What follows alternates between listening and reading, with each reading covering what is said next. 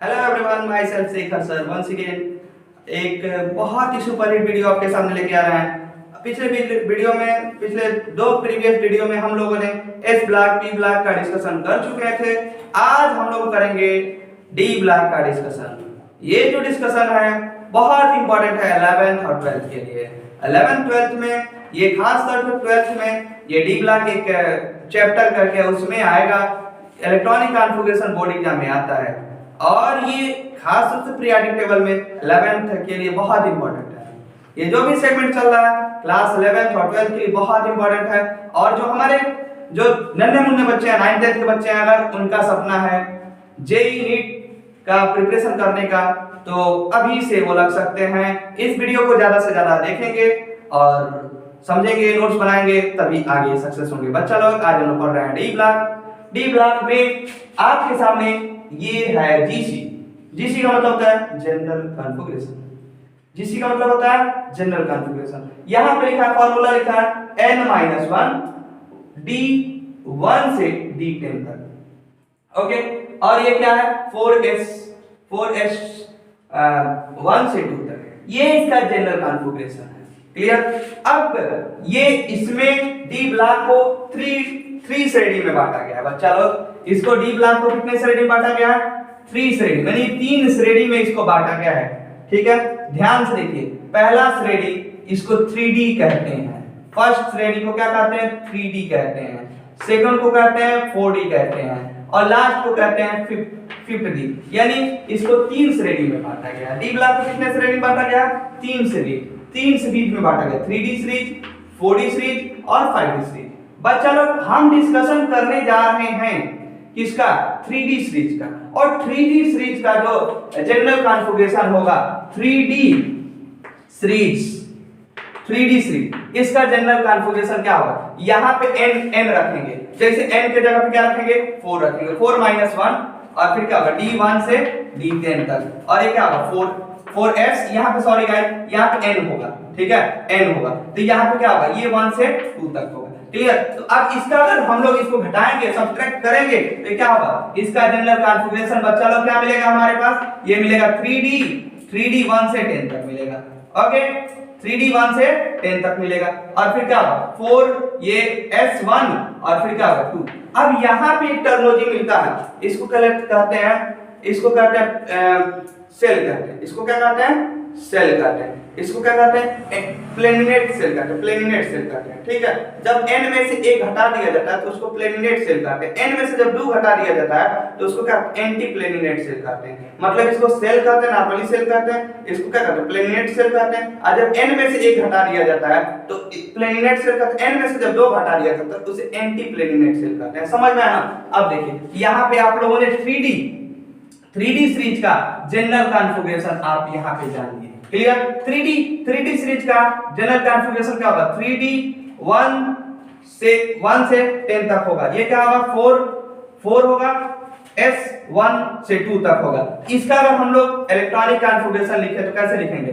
School. Okay, फिर क्या होगा? स्कूल, फिर क्या होगा? फिर पब्लिक, फिर क्या हो जाएगा? स्कूल। क्लियर। ठीक है, स्कूल पब्लिक स्कूल, फिर क्या हो जाएगा? पब्लिक। क्लियर, फिर क्या हो जाएगा? फिर हो जाएगा स्कूल। यानी यहां तक 20 हो गया। क्लियर। अब देखिए 20। अब आपको भरना कितना है? देखिए आपको भरना है ये 3D1। ठीक है, लेकिन यहाँ पे एक n+l रूल के अकॉर्डिंग पहले 3D आता है। बच्चा लोग पहले क्या आता है? 3D1 और फिर क्या होगा? 4s2 होगा। क्लियर। ये देखिए इसी प्रकार इसका आप लिखते हुए आएंगे तो यहाँ पे क्या होता है? 3D2 और फिर क्या हो जाएगा? 4s2 होगा। क्लियर। इसका क्या हो जाएगा? ये हो जाएगा 3D3 4s2 हो जाएगा। फिर हो जाएगा ये एक्सेप्शन होगा बच्चा लोग, यहाँ पे 3D4 और फिर क्या होगा? ये हो जाएगा 4s2। अगर जो ऐसे इलेक्ट्रॉनिक कॉन्फ़िगरेशन लिख दिया तो गलत माना जाएगा।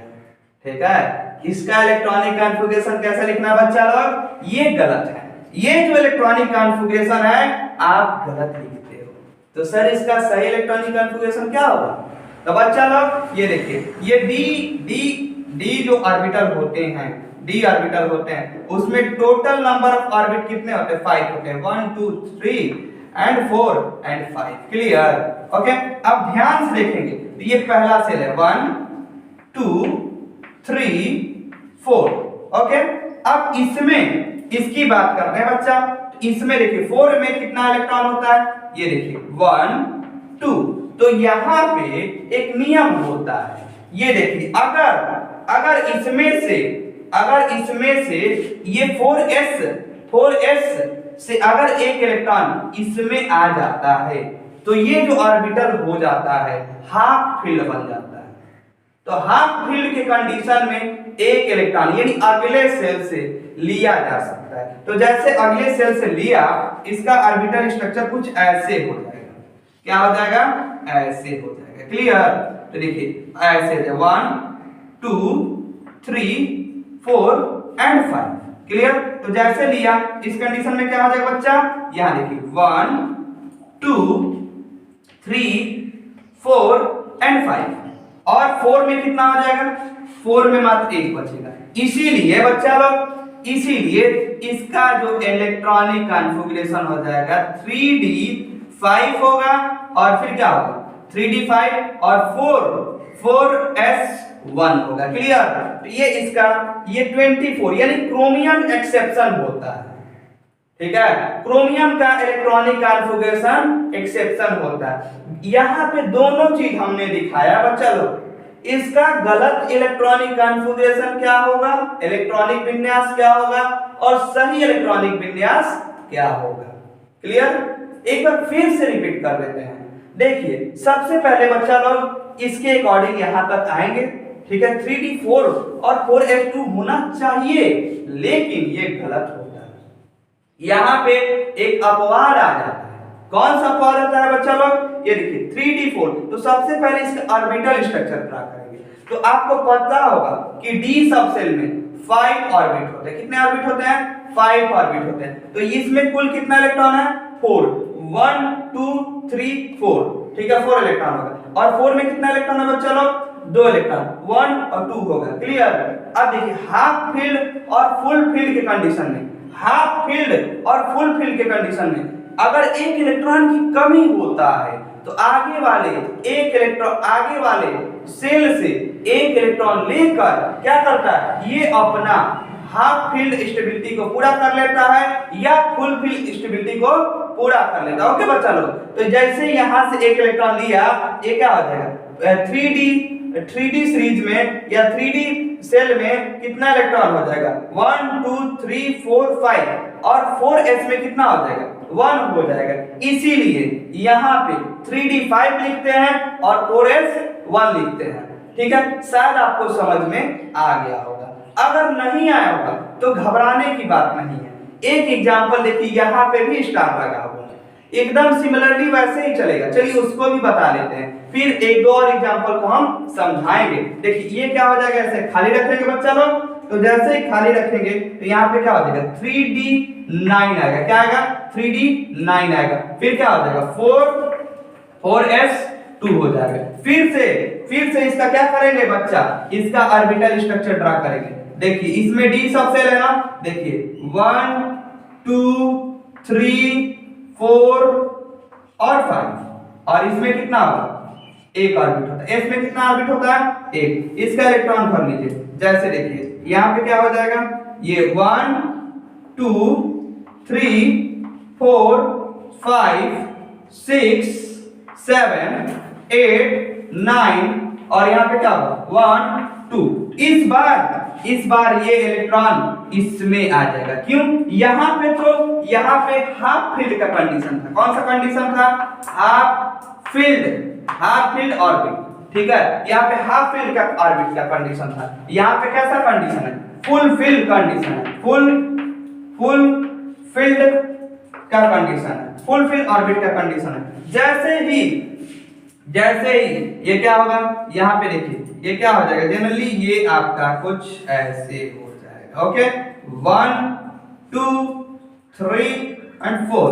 ये देखिए 1 2 3 4 5 6 7 8 9 एंड 10 और यहाँ पे एक इलेक्ट्रॉन बचेगा। ओके, तो यहाँ पे देखिए अब अगला इलेक्ट्रॉनिक कॉन्फ़िगरेशन, नया वाला इलेक्ट्रॉनिक कॉन्फ़िगरेशन, ये कॉन्फ़िगरेशन गलत है और सही क्या हो जाएगा इसका 3d10 और फिर क्या हो जाएगा 4s1 होगा। क्लियर? तो ये देखिए ये 3d सीरीज में आपको बस 24 और 29 में ही समस्या होगा। आप किसी भी स्कूल में पढ़ते हैं, इंडिया के किसी भी स्कूल में पढ़ते हैं, तो ये सर लोग जरूर पूछ लेते हैं क्योंकि ये थोड़ा सा हटके होता है। इसीलिए 24 यानी क्रोमियम और 29 का इलेक्ट्रॉनिक कॉन्फ़िगरेशन आप याद रखेंगे। ओके बच्चा लोग, अब देखिए एक दो और प्रैक्टिस करा देते हैं। ये चीज तो आप लिख लिए होंगे, ठीक है। अब देखिए ये हम निकिल का प्रैक्टिस कराते हैं। निकिल, तो निकिल का क्या हो जाएगा, देखिए यहाँ पे क्या हो जाएगा, ये खाली हो जाएगा 3d, फिर क्या हो जाएगा 8 और फिर क्या हो जाएगा, ये हो जाएगा 4s2 हो जाएगा। ठीक है, अब देखिए अब इसमें क्या कौन कौन सा नहीं है 25, देखिए 25 में क्या हो जाएगा जनरली 3d5 और 4s2 हो जाएगा। 26 में क्या हो जाएगा 3d6 और फिर क्या होगा 4s2 हो जाएगा। इसी प्रकार यहाँ पे देखिए 27 में 3d7 4s2 हो जाएगा। ये देखिए इसका लिख ही दिया है। 30 का देखिए यहाँ पे 30 का लिख दे रहा है, ठीक है। 30 का क्या हो जाएगा बच्चा लोग 3d10 और फिर क्या होगा 4s2 हो जाएगा। क्लियर? ये आपका ये वीडियो कंप्लीट हुआ 3d सीरीज का, ये इलेक्ट्रॉनिक कॉन्फ़िगरेशन का पूरा ही कांसेप्ट क्लियर कंप्लीट हुआ। फिर एक बच रहा है एफ ब्लॉक का। एफ ब्लॉक और डी ब्लॉक हर बार हम कहेंगे कि ये जो वीडियो है क्लास 11th और क्लास 12th के लिए बहुत ही इंपॉर्टेंट है। एक और प्रकार के वीडियो बनाएंगे, ठीक है, जैसे कि स्टेबल के रूप में लिखा जाता है, उस वीडियो को आप जरूर देखिएगा।